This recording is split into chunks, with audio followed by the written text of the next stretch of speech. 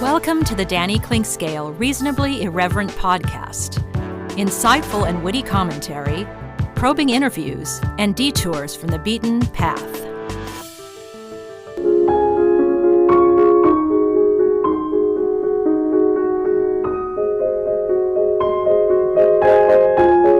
Welcome to Arts and Lifestyle Wednesday, presented by Cinematic Visions. And what you were hearing right there is the wonderful work of one Kenny Broberg. He just won in June the American Pianists Award from the American Pianists Association, one of the greatest awards in that particular realm, right up there with the Van Cliburns and the Tchaikovsky and others.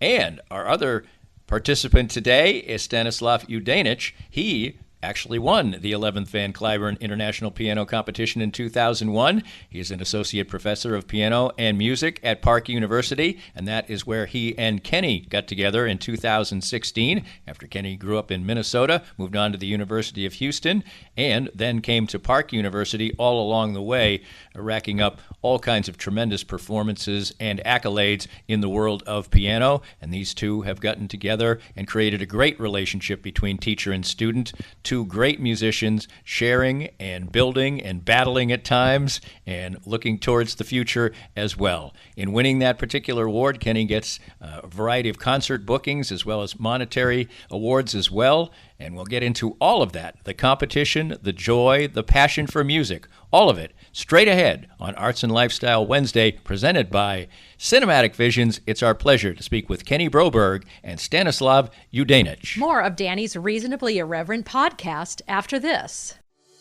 Cinematic Visions has been an affordable solution for professional media production in Kansas City since 2003, offering award-winning video production and creation, as well as a wide array of digital and social media management services. From planning, scripting, filming, editing, and post-production, to delivering your product to a watching world, Cinematic Visions will provide professional and affordable services for you and your business with the necessary return on investment to make it all worthwhile. Cinematic Visions' goal is to unlock the power of storytelling through video and a strong online presence for your company. Beyond the numbers, they want to inspire and evoke your clients to feel and act. Let my friends at Cinematic Visions embed your brand where it belongs, in your customers' minds.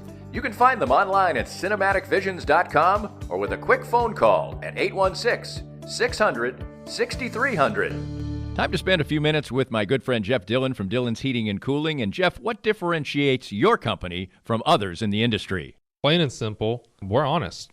We have integrity, and we're going to do things right the first time. There's way too many companies out there that lie, cheat, hide things from the homeowner or customer, and we're not about that. It's kind of funny sometimes. I actually am so honest with some people, it kind of surprises them. But sometimes it's good for business, sometimes it's bad for business. But ultimately, it's the kind of business that I want to run, is an honest one. And that family way of treating things is part of your slogan, and it's also part of one of your great features that you offer to customers. Our slogan is like family. Our most popular maintenance plan is called the Family Plan. It's very similar to a lot of ones out there. The little tweak that we do to ours, 1% off for every 2 years. They have a continued maintenance plan with us. If they have a maintenance plan for 10 years, then we give them 5% off, no questions asked. You can find out more about Dillon's Heating and Cooling and all their great range of services at dillonsheatingandcooling.com. That's Dillon's with an S. The phone number, 913-214-1343. Joe Spiker, owner of Easton Roofing here. Well, it stormed. The last thing you want to mess with is dealing with it, but now you're stuck with dozens of people knocking on your door telling you everything they think you want to hear. Do not trust your biggest asset to a company that lies dormant until it storms, only to change their name and wither away after their substandard work is complete. Call Easton Roofing for a free roof evaluation, 913-257-5426, 913-257-5426. Easton Roofing. Integrity matters. If you'd like to join these and other great sponsors and market your business to a growing and engaged audience, contact us at danny@dannyclinkscale.com. Look forward to hearing from you. Welcome back, and we're joined by Kenny Broberg and Stanislav Udainich, and they are teacher and pupil, but they are accomplished pianists in their own right. I always want to ask you this.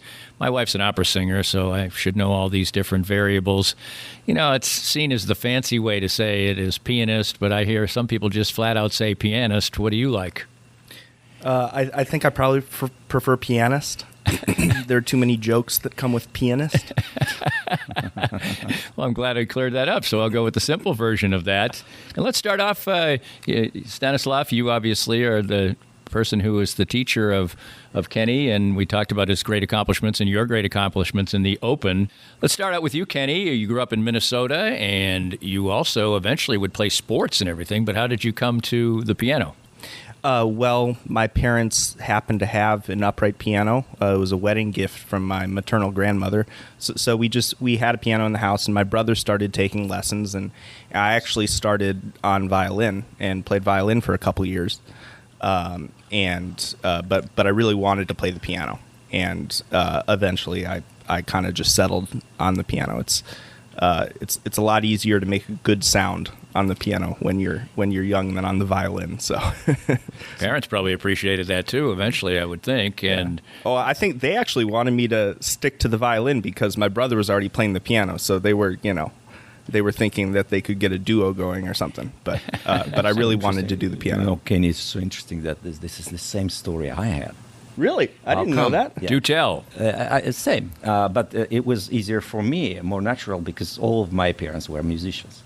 My father was a violinist, but grandmothers and my mother, all pianists. And they really wanted me to play violin. Too many pianists in the family. Same situation. I really didn't. I figured it out.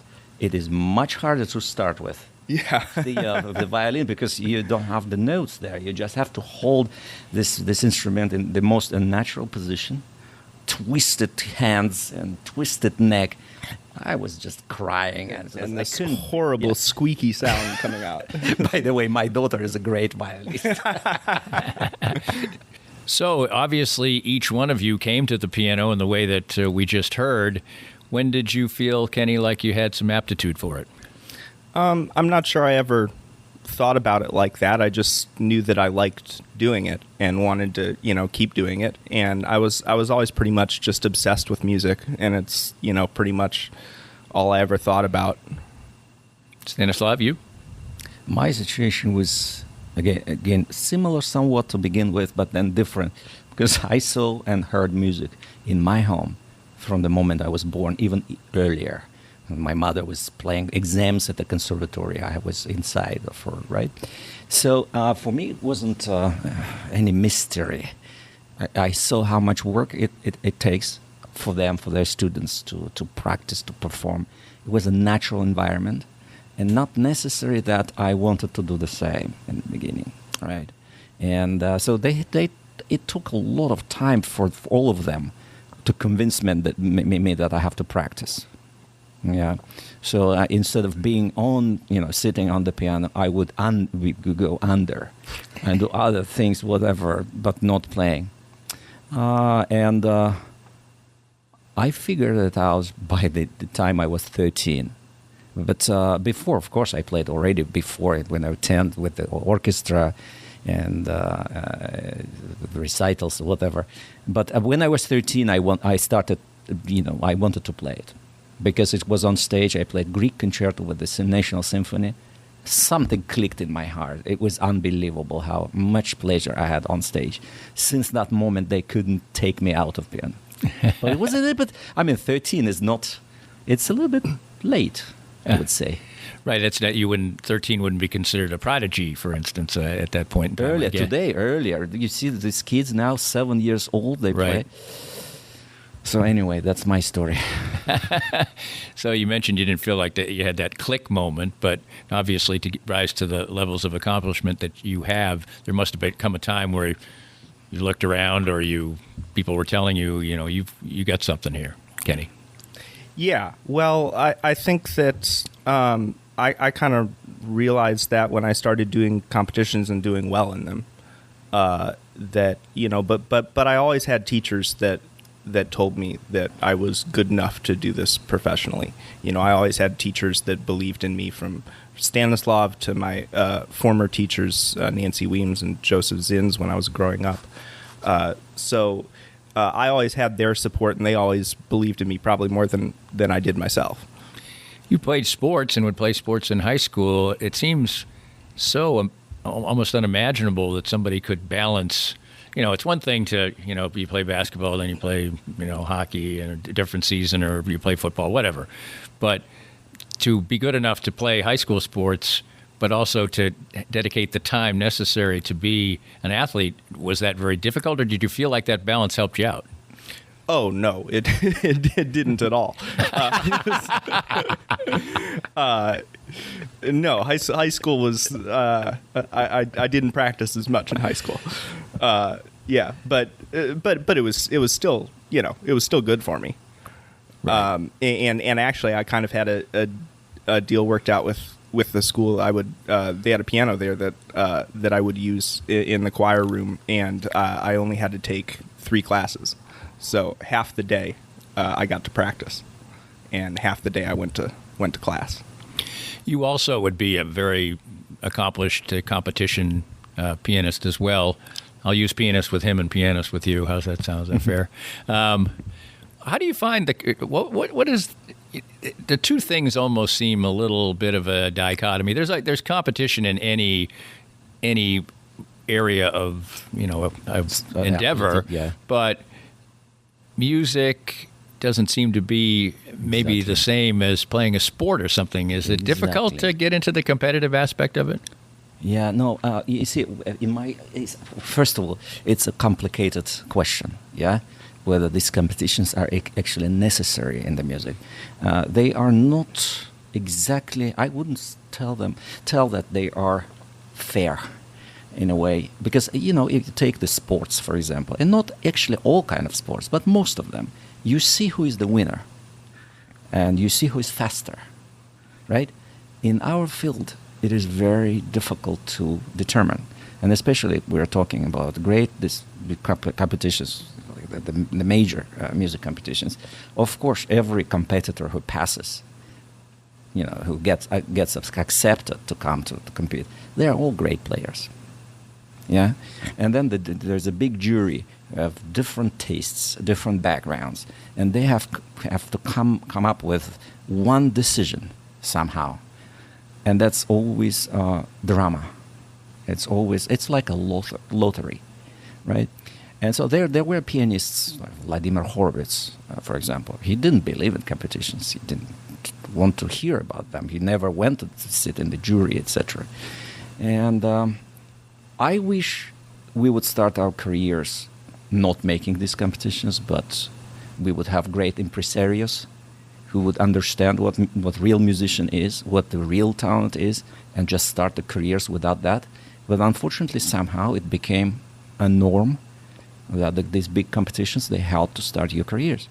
They help to make people aware of you, because, of course, there's now, especially, they're televised, they're in the social media, thousands of people looking, and managers are coming there, so it's easier for them to figure out. So it's part of the pressure on them, and part of the job is done by the competition jury. You understand what I mean? So basically, what I'm trying to say that still the competitions today in music competitions, they are important. Depends which ones. There are thousands, right? You have to understand which ones. They can really launch your career. Yeah. For you, Stanislav, when you were moving from your teen years into adulthood, obviously the things you just talked about was part of the process. But what determined your path as you were starting out in that direction? Since the beginning, I don't know. I think it's a love to what I'm doing. I always wanted to be on a great big stage. I also always wanted to be a real concert pianist, and my teachers and we were doing everything possible to achieve that goal.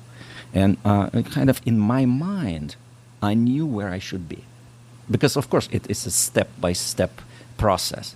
You see yourself winning some little competition, then bigger. You see yourself traveling, that you see yourself in the major venues. You see yourself in Carnegie Hall, etc., etc., etc. And I believe that if you have that feeling, and you strongly believe, and you have a right team around you, you can make things happen. Kenny, you would be, I don't know, more of an American model, go to high school, and then you went to the University of Houston. Talk about that part of your journey.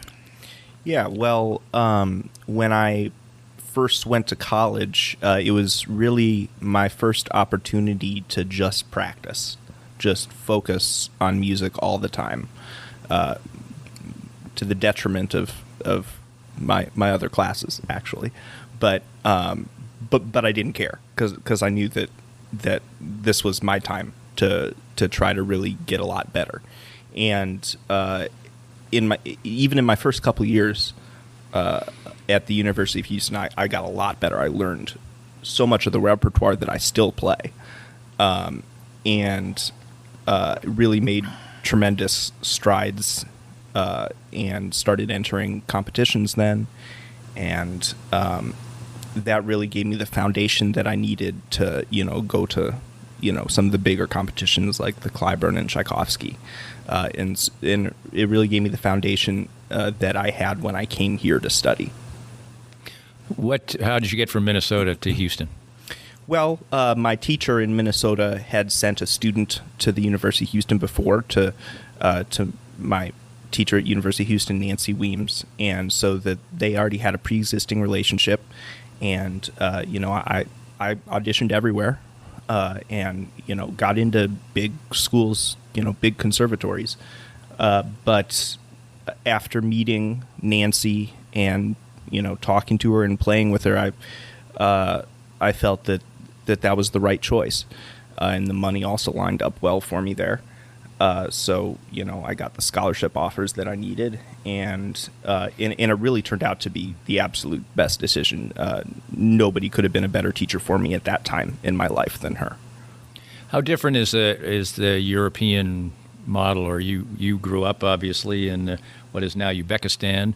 Are there differences? Is it more of a conservatory type thing? I mean, for instance, sports-wise, there are no sports in college in Europe, basically. Mm-hmm. It's a club system. But so what is, on the musical side, what is it? If you get into the professional school, music school, first of all, they're since your childhood, they have this pre-college professional music schools with vigorous testing. They know who they take because they are run by the government, okay? So the schools don't depend on tuition. That's a major difference, all right? They're not tuition-driven schools, okay? So because the budget comes from the government is set, they don't think about that they have to go after the client and bring whoever. And so the level is very high in the school because of that, and the number of students is very small. So they are able to do many classes for you. And the teachers are like coaches, like trainers, if you refer to the sports, right? They are with you all week, every day. Yeah, it's a very, very different system in a way. So here, the kids are just starting with private teachers. Sometimes, of course, if you're in New York, you get into the Juilliard pre-college, that's better. But still, it's 1 time a week class. It's not enough by far for the kid. If you want to be a great musician, great performer, it's the same thing. Can you be an Olympian if you don't do this from your childhood every day, many hours? You can. Right. Absolutely. Kenny mentioned that he played, and I've mentioned a few times that he played sports. Were you super focused, driven on the piano, or did you have other interests that you had? Yeah, other things, and I like technical things. I like building stuff. Of course, I liked other things, not only piano. But then I said, it clicked, and then they couldn't even pull me out of it, and I was all day practicing and polishing my abilities, and I wanted to be great. Well, obviously you were and are, and you did a lot of the competitions. You played in many of the places that you talked about. Right. What's the path that leads to teaching, and what maybe a different skill set do you feel like it is to, many, and I'll make more sports analogies here than I probably should, but that's where I come from. Many great athletes, and I know my wife's an opera singer, so I know that many great singers maybe aren't necessarily great teachers. Absolutely. What do you feel like drew you to it, and what do you feel like makes you good at it? You know what? I was thinking about that, how it comes. Yes, and you're right. There are so many performers of the greatest ones. They were horrible teachers. They didn't know how to teach. My passion for it maybe comes again from my family, because as long as I remember myself, I saw people teaching at home or at schools everywhere. It was criticizing, teaching, analyzing, teaching. And maybe, I don't know, maybe it would give me comfort at the moment when I started teaching. But I also discovered that I can see through. I can see what is necessary to change to make it better. It's a kind of it's a strange thing. You just see it. And it was sort of natural for me and easy. Maybe I have a special, I don't know, what do you call it, gift for that. And I started to see results of my work. It's a complicated thing, of course. You have to understand many things. You have to know what are you talking about and why are you changing things in your student, and what can you do with every particular case, because they are all different, completely different. More of Danny's Reasonably Irreverent podcast after this. Hey everybody, Joe Spiker, owner of Easton Roofing here. For almost 10 years, we've been a locally owned and operated family business. At Easton, we work on every job with one thing in mind: integrity matters. I grew up in Central Kansas, was raised on the values of respecting hard work. We run our company every day on that value set. At Easton, we always make decisions based on the ethical, right thing for the customer. That's what integrity means to us. So if you have any questions about your roof, give me and my team a call, 913-257-5426, Easton Roofing. Integrity matters. We're here once again with Dr. Brad Woodall from Advanced Sports and Family Chiropractic and Acupuncture. Springtime, good weather's finally here. People want to stay active, and it's your job to make sure that they can stay active, and be healthy. Danny, we see a lot of not just weekend warriors, but people that every day are having that want to get back to activity. Whether you're starting with walking, jogging, or maybe that first 5K of the year, we want to help you out. We specialize in taking care of all ages, from kids all the way to grandmas and grandpas, but absolutely specialize in getting you back to full function and keeping you in great shape. So in short, how do we go about doing that? The first thing is to schedule a consultation with one of our doctors and therapists so we can see how you move and how you're supposed to move. Based on our assessment, we can put together a short treatment plan and a set of goals to help you both feel better, function better, and most importantly, stay better for this year and many years to come. Learn more at asfca.com/Danny. That's asfca.com/Danny. Hey everyone, this is Matt Llewellyn for the 23rd Street Brewery. Thank you so much for supporting local restaurants, especially through this pandemic. And you know what? We're almost through it. At the 23rd Street Brewery, we have brought in a few more tables. You can wear a mask if you want, or not. It's your choice. Other than that, we're open 11:30 every single day. So come see us at the 23rd Street Brewery in Lawrence. Let's have a brief conversation with David Schmidt from Pro Millennial. David, what differentiates you from other financial organizations? I would say the passion we have for seeing our clients succeed is probably paramount to what we do here. There's no joy greater than watching a client accumulate wealth. I had a client that I've had for many years, was able to buy his dream warehouse. Nothing too extravagant, but we had a savings plan in place and was able to see him fulfill his dreams. And what else motivates you in this industry? Well, lately it's been finding out inconsistencies in the marketplace, ferreting out some more than questionable ideas out there, that what we're seeing with Bitcoin and a few of these other cryptocurrencies right now. I'm in the opinion where if it's untraceable, it really needs to be regulated in a big way right now. To get more information and advice from David, visit promillennial.com or call 816-221-7775. That's 816-221-7775. If you'd like to join these and other great sponsors and market your business to a growing and engaged audience, contact us at danny@dannyclinkscale.com. Look forward to hearing from you.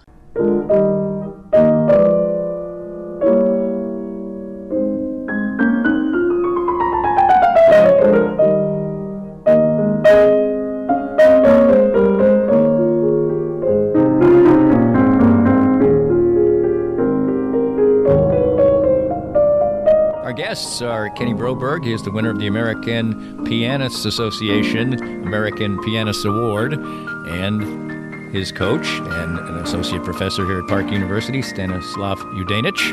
And Kenny, I want to talk to you about, obviously you've had 2 or 3 long-term coaches, teachers, not coaches. What do you think draws you to them? What do you feel like makes somebody a good fit for you? Maybe not necessarily everybody else, but what makes a teacher a good fit for you? That's a great question, actually. Yeah, well, with my first teacher, I was, he was kind of like a father figure. He raised me musically speaking. I kind of had that trust that you have inherently in a parent. But with both Nancy Weems and with Stanislav, it was something that I picked out. I decided to go study with them, and with both of them, I think that there's a level of intelligence and just respect to different people, knowing that different people need different things. Knowing what the student needs at that particular time. Nancy knew that I just needed to practice a lot and needed to learn a lot of different repertoire, so she pushed me to do that. She pushed me to learn music very, very quickly. And many teachers would have liked to, because I had a lot of success when I was studying with her. A lot of teachers would have kept me there, but she wanted me to go study somewhere else because she knew that was the best thing for me. So I came to study with Stanislav, and and he has a different approach for every student, and that's this understanding of how different people work. So I think that's what I kind of looked for in a teacher, and I kind of just stumbled onto a couple of really great teachers. I don't think it's that I did such a great job picking them out. I kind of was just very, very lucky. I'll let you both answer this question, but I'll start with Stanislav. Is he easy to teach? He's not. He's not the easiest to teach because he is the strong personality, musical personality. He's a character, and he's the person who never would accept anything unless it is absolutely explained. Emotional, whatever. Oh, that looks more beautiful. That wouldn't work there. Yeah, you need the structure. You need to convince him because he's already giving you a lot of all, and but somehow it worked. There's a story, of course, we met in Italy. I like to tell this story. When he came first time, he was to the academy which we ran in Italy in Lake Como. He came, wonderful talent, you can see right away. But you see, throughout the academy, he was taking classes. Then on the concert, he didn't change a bit, not even 1 millimeter. That was strange to me, and I told him. And then he disappeared. And to my surprise, he came back for the auditions to Park University. It was like 2 years after. No, it was almost directly after. Almost directly. Yeah. It was a couple months. Oh, really? Yeah. That's what. Yeah. Strange. What do you mean by he didn't change one? He played as he played before the coming. I mean, when he started to have classes in this academy, and then we talked about that, and he was testing everyone. You see. So, would you agree that you're a bit of a problem child in that regard? No, I think I just need to trust. Trust someone because I know that I know how to play, and that my ideas aren't, crazy. Right. And I think not only trusting, but I needed to know that a teacher that I was going to, because I went there because I was interested in studying permanently with him, which I don't think he knew, but I needed to know that there was a level of flexibility, that there was going to be a give and take, and there absolutely was. Right. For each of you as such accomplished players, just I don't know if I feel the thing that's great about for me when I talk to people who are as accomplished as you in other fields. I love music of all kinds. I said my wife's an opera singer. I love popular music. But I have zero ability. So I can always come to a conversation with people like yourselves with a completely blank slate and ask super simple questions and let the person who knows what the hell they're talking about explain them. Obviously, you're both highly accomplished technical pianists. But what creates your own particular style or version as you were talking about? Go ahead, you first, Stanislav. That was a great question. And the most important, actually. Yeah. Of course, technical abilities, these are athletic abilities. These are things that you can work out. You worked out if you're lucky to get, again, great teachers to know how to do it, practice a lot, having gifts, etc. But how to make the face, your personal musical face, because that's the question. And this was interesting for me from the beginning, listening great pianists. And we're talking about piano because there are other musicians, right? It's a huge world, it's a universe. But we're talking piano right now. Rachmaninoff himself, Arthur Schnabel, Alfred Cortot, many others, Wanda Ladowska. I was wondering why all of them had a different touch, different sound coming out of these LPs, etc. When I was growing up. Why it is so attractive? Why it is silver-like?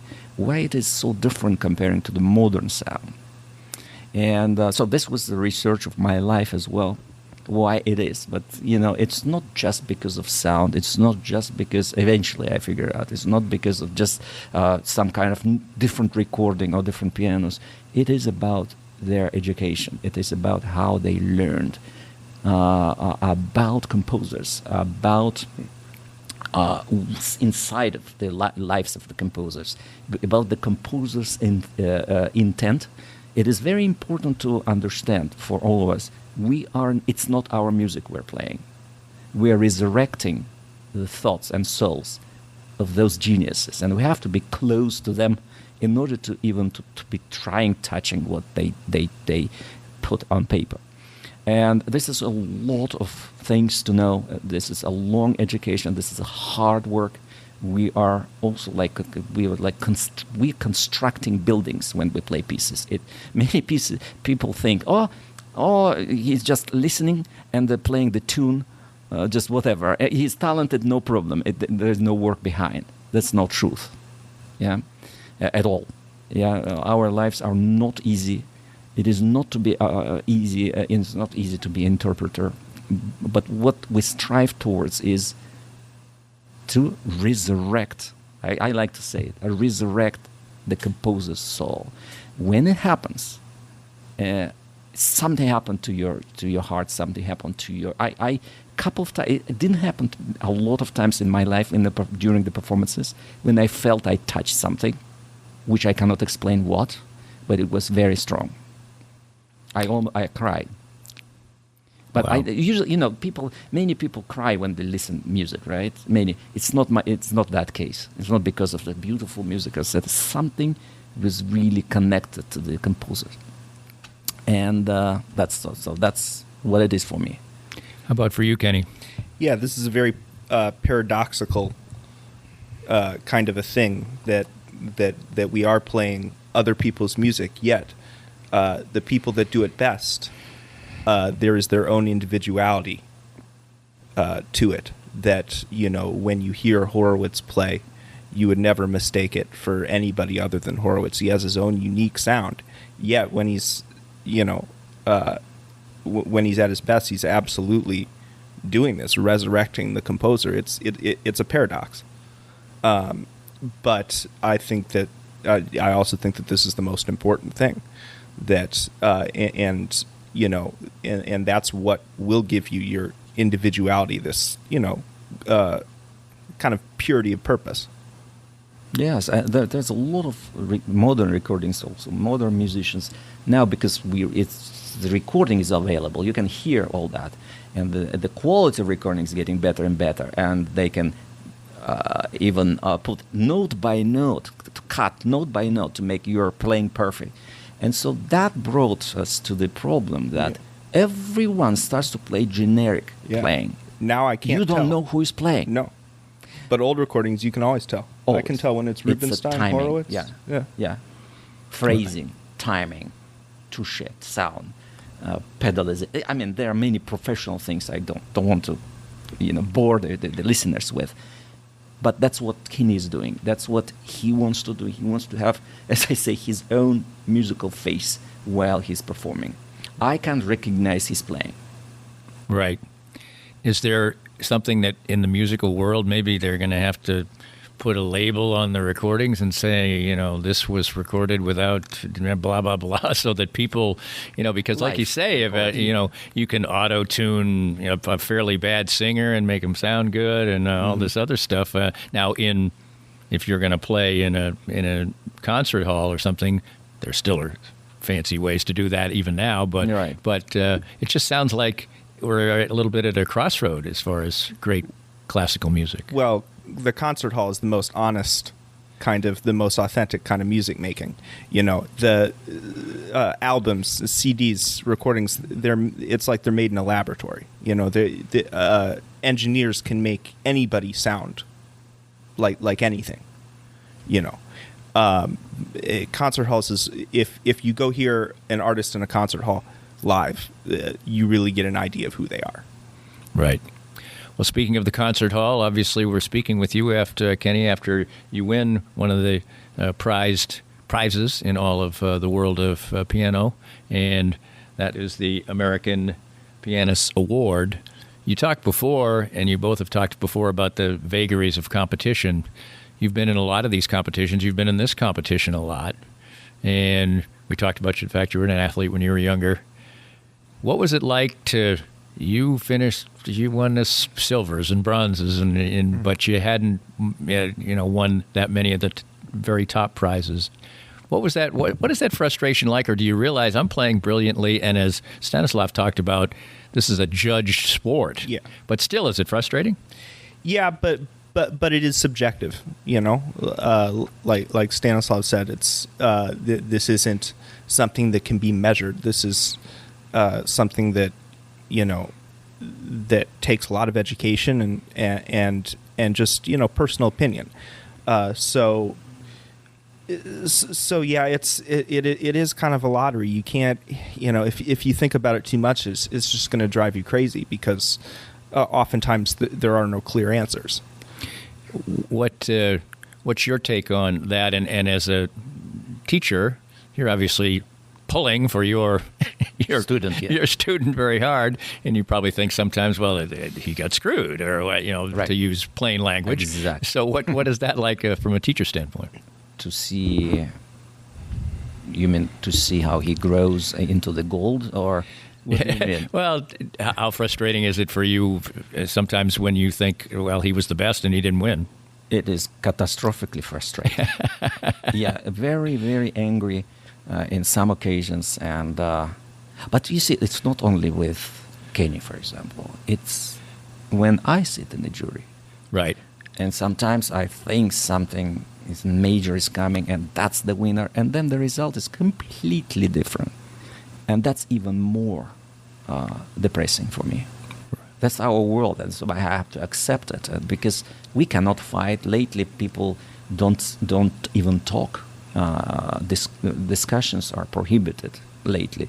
Otherwise, they start killing each other. Because everyone want to convince each one that this is the only right way to think about music, right? And then the collective bargaining coming, and then something else is coming out many times.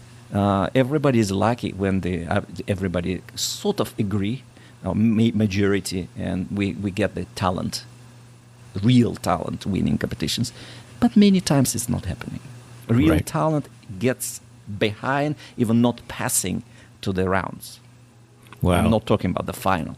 that's the musical world of competitions. When you're heading into a competition, the piece that we're hearing throughout this particular podcast is a piece by Beethoven.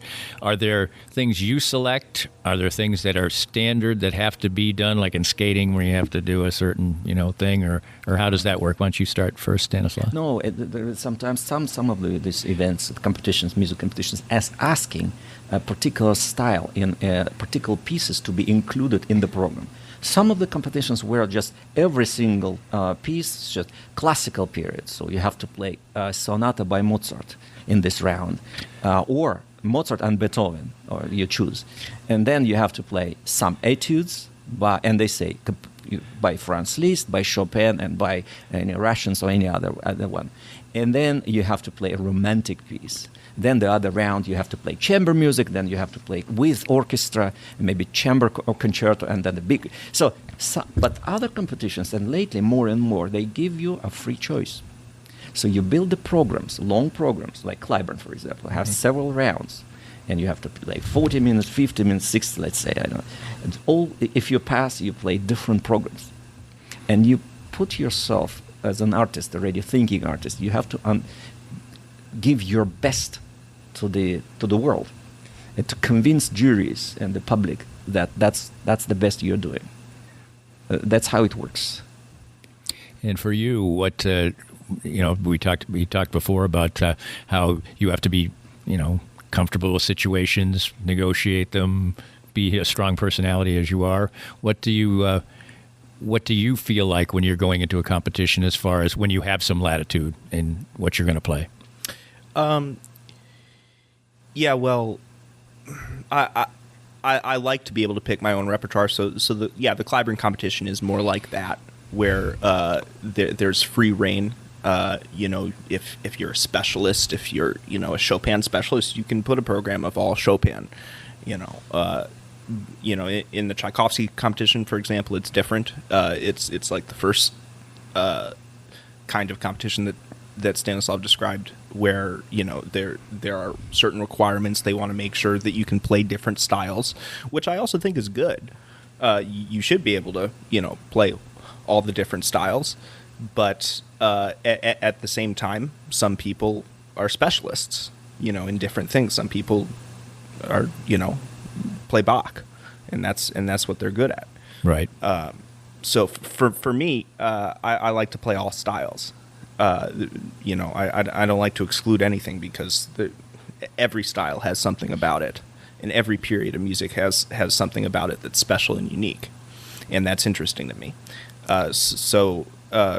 In terms of picking music for competitions, I like to try to have as large a range of different styles as possible, and try to show as many different things as possible.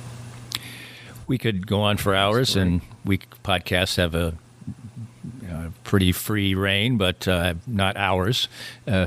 So I'm going to get towards the finish with this. What was it like to win? It felt good.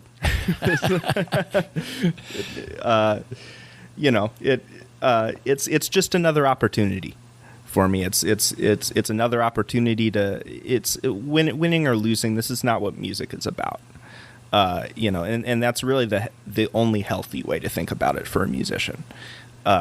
It's good to be validated for that, and the main thing is to get the opportunities, the career building opportunities, so that I, can play in public for the next 40, 50 years, whatever, and that's my goal. That I just want to play.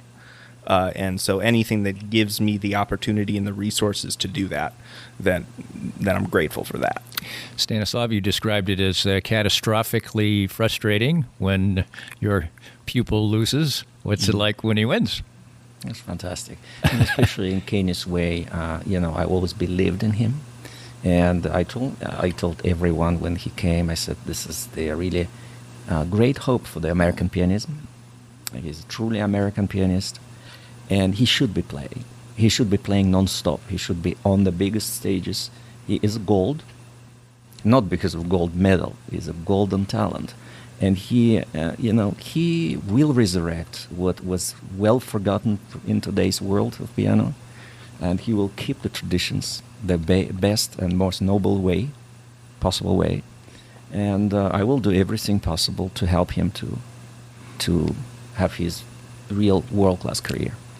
You get these opportunities, and they're built into what you get as a prize. There's monetary, and there's concert opportunities, and so forth. So, what do you see the path going forward, and what's your collaborative work like as you move forward? Well, we have certain things planned. There's a recording that I'm going to do in November, and there are many concerts to prepare for. I think that there are lots of there's still lots of uncertainties, especially with the pandemic. Presenters are still hard to. They're still a little wary of putting on concerts. If they can even make money or whatever. So the future is never clear, but there are lots of good things happening now. And your side of it, my job is to keep the fire there. Yes, no matter what. So we'll never let him or any other student to get out of to get into their comfort zone. I'm just giving them, opening these walls so they always see the highest possible level and ready to impress the entire world. Absolutely, for that they need to keep working and hard, very hard, and I'm there for that. And finally, Kenny, where do you feel like you are right now? You've accomplished so much, but you got a long time ahead. You're a very young man. Mm-hmm. What's the feeling of satisfaction and the feeling of excitement looking forward? Yeah, well, I think it's better to look forward. That there's still a lot of stuff that I want to do. I just want to, keep getting better and playing more, and that's the main thing for me. Just describe the kind of joy you get when you're in the moment. Well, there really isn't anything. There really isn't anything like it. It's just knowing that this is what you do with your life, and that this is a gift that you can share, and there really just is nothing like being on stage playing the piano.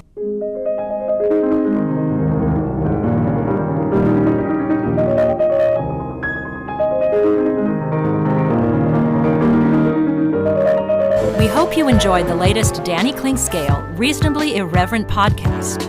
Come back soon for something fresh and new.